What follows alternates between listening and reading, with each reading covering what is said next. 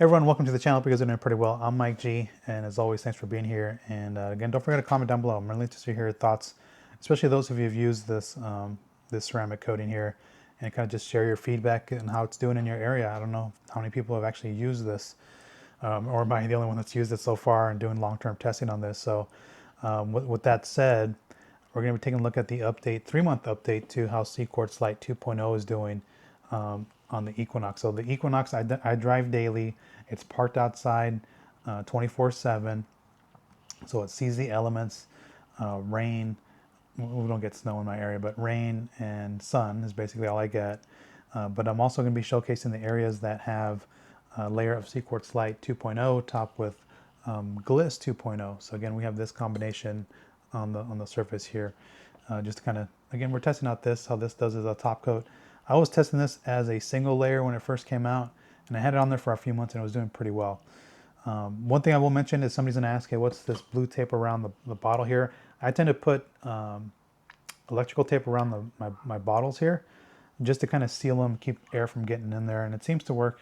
I mean, I don't believe in putting ceramic coatings in the fridge. I don't think that really has a benefit for most ceramic coatings. I mean, sure, there's some where manufacturers that tell you to put it in there, but for most ceramic coatings, I don't see a benefit to doing that. So we're gonna take a look at these two products. So one thing I will mention here, if you guys want to watch all the videos, I'll put a playlist at the end here.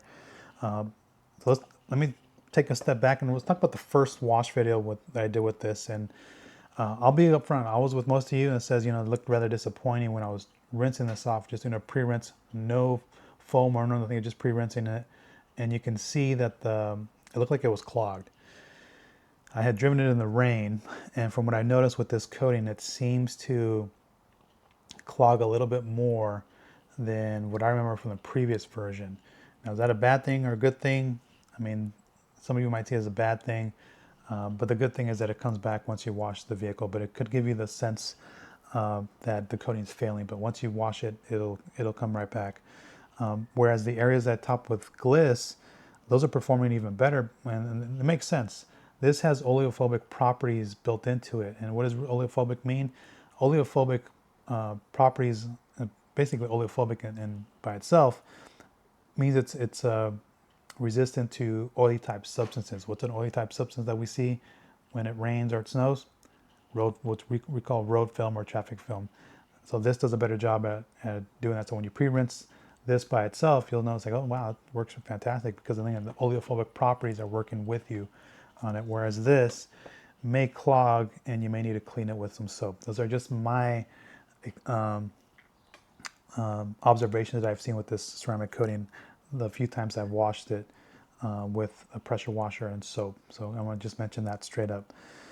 So the first thing I wanted to do is I'm going to foam it with CarPro Lift, and I followed the recommended dilution ratio on the back, which says they recommend 1:10. So I just put that in the foam cannon and I foamed up the entire car. And again, I'm not too worried about PIR or anything like that. I just put 1:10 in the foam cannon and went with it. If you want to figure out your PIR, by all means go for it.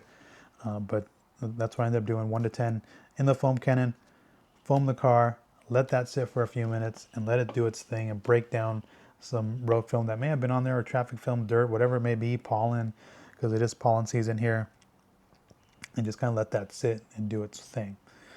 Well, that was breaking down stuff, let it sit on the vehicle. Again, you want to best to work in the shade if you can. I was getting my bucket ready with CarPro Reset. Now I was not doing a foam rinse foam for this particular wash method, so I ended up just again foaming with Lift, and then I'll show you what the rinse looks like in here in a second.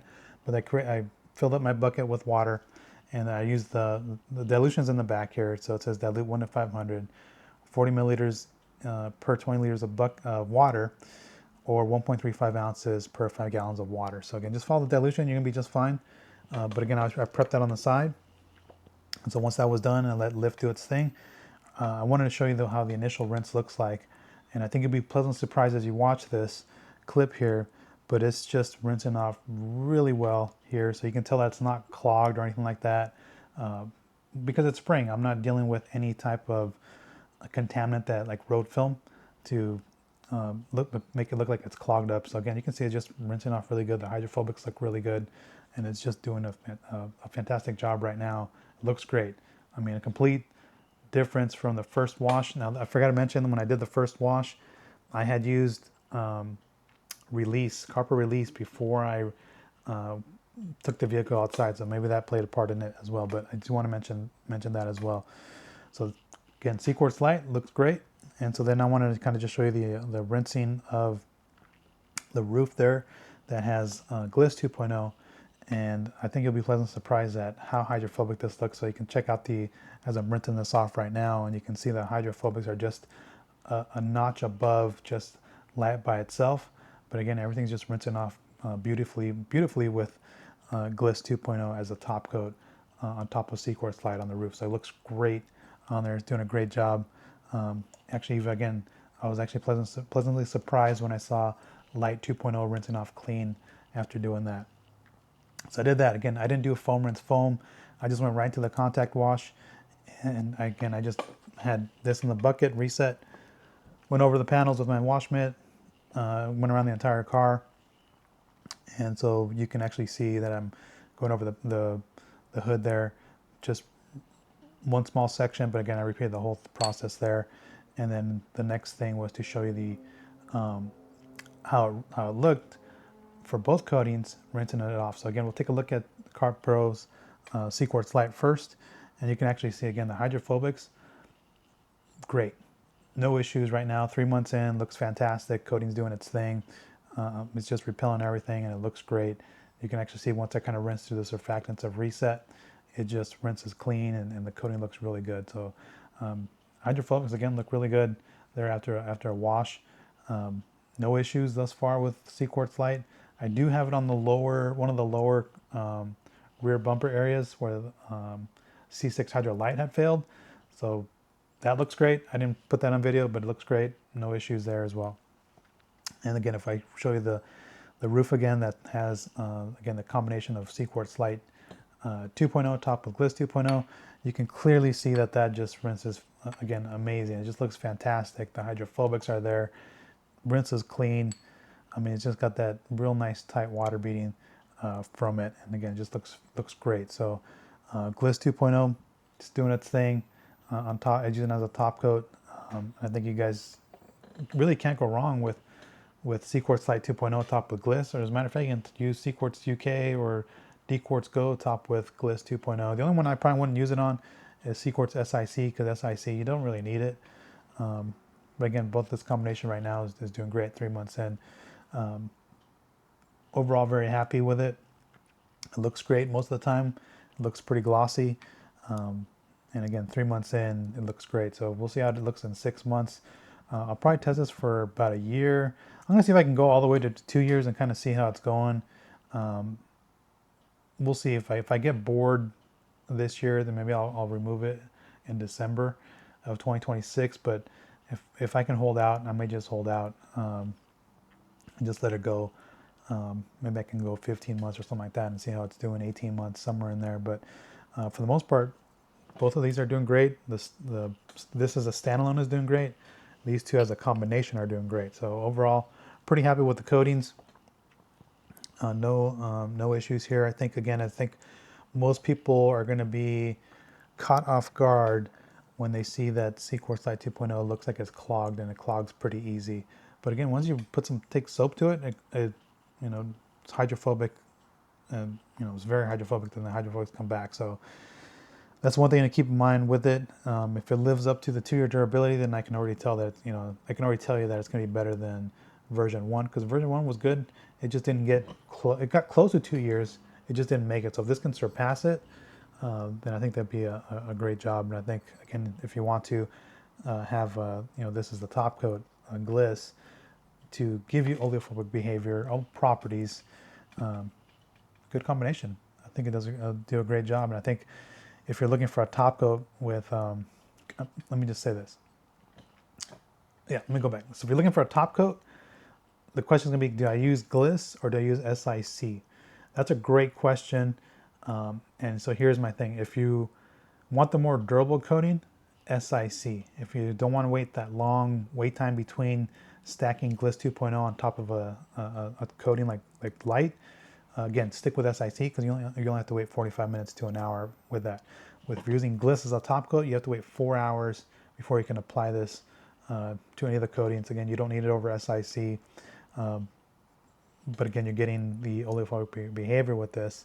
And the other question is, can you use this as a standalone layer of protection? The answer is yes. The downside to that is the durability and the chemical resistance is not going to be as good as a traditional coating here. So just kind of keep that in mind. Again, this is better than the first version because Gliss 1.0 was pretty weak to, like, it can be removed with Tarex.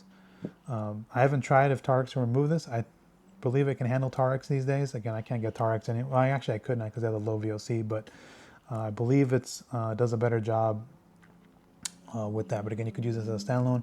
Plus, you're also not getting the hardness that a ceramic coating actually leaves on the surface. But you can actually use this as a standalone.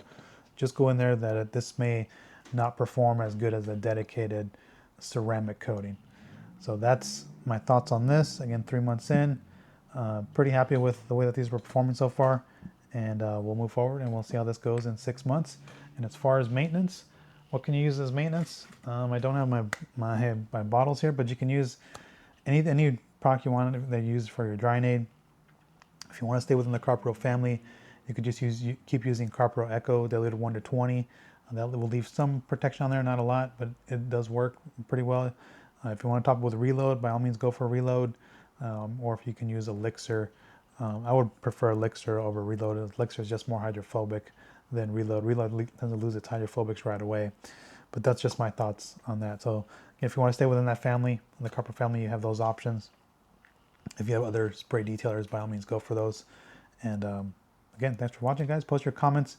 I'm really interested to hear if anybody else is using Cquartz Lite 2.0 again, or am I the only one that's using it on the market in terms of doing long-term testing rather than just showing it on the test panel and then saying, okay, here's Cquartz Lite 2.0. Here's comparison to 1.0, and yeah, it chemically does a better job, and so it should be more durable. Again, I'm giving you a real-world application here and real-world use with this. So again, long-term, again, we'll see how this is performing in 6 months, and then again, we'll see where it's at probably 9 months and then a year, and see how it's doing. And we'll see if I can if I get bored, I will polish it off in December. But if I don't, I'll just leave it on there till, like I said, maybe get 15 to 18 months range and kind of see how it's doing. I'm probably not gonna do the full 2 years on this because I'll probably get bored with that. So again, thanks for watching, guys. And again, oh, you get plenty of coating in here too, so you can coat multiple vehicles with this. So again, thanks for watching, guys. If you have any comments, go ahead and post down below. Again, I'm really interested to hear your thoughts. And again, thanks for watching. I'll catch you next one. Take care, everyone.